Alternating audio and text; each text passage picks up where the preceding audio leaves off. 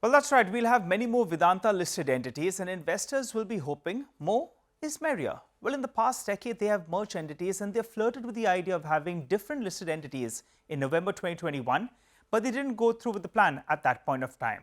However, this time around, they've announced that shareholders of Vedanta Limited will get shares in 5 newly listed entities with focus on their core competencies. Vedanta Limited will hold 65% stake in Hindustan Zinc, also its upcoming semiconductors as well as display businesses, and also the stainless steel business. Vedanta Aluminium will house its aluminium business, including the 51% stake in Balco. Vedanta Oil and Gas will have Kane India, while its copper and zinc international businesses will be under Vedanta Base Metals. Vedanta Steel and Ferrous Materials will have its domestic iron ore business, the Liberian assets, as well as ESL Steel Limited. And finally, all the power assets will come under Vedanta Power.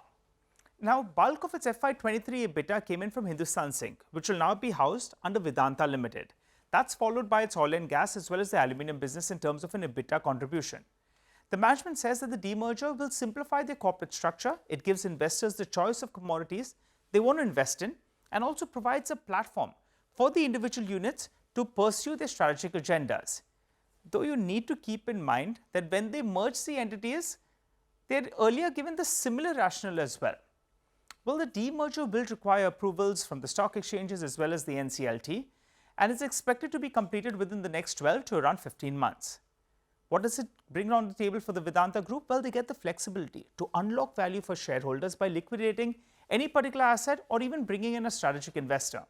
In the current structure, there would be double taxation. That's on the profit of sale of an asset and also on the dividend payout. While on demerger, the promoters, they'll only have to pay long-term capital gains. Well, the problem is that Vedanta Resources' debt issue, that remains unresolved. They have payments of more than $4 billion. That's expected to be paid from now till FY25. And the promoter entity, Vedanta Resources, basically has 3 tools which helps them come up with this money. One is dividends from the Indian listed entities, Hindustan Zinc and Vedanta Limited, money they've got from the stake sale in Vedanta Limited, and also brand fees that they get from Vedanta Limited and its subsidiaries. But now they are running out of options because Hindustan Zinc's cash balance, well, that's exhausted. And also interest rates have been rising owing to downgrades coming in from credit rating agencies. Now, post increasing stake in the Indian listed entity by more than 20%, Vedanta Resources, now they've diluted its stake in Vedanta Limited, and that's what made investors a little bit more nervous. Moving to brokerages then, Investec, they have a sell rating as they highlight that the company has carbon heavy assets and they're skeptical with regard to the cash flow burn in the new ventures. CLSA, they have upgraded the stock to outperform, but they have lowered the target price as they believe a sustained re-rating will come about only once the focus shifts back to the operating performance. Novama, they upgraded Vedanta to hold as they believe the demerger is a step in the right direction, but they leave their target price unchanged.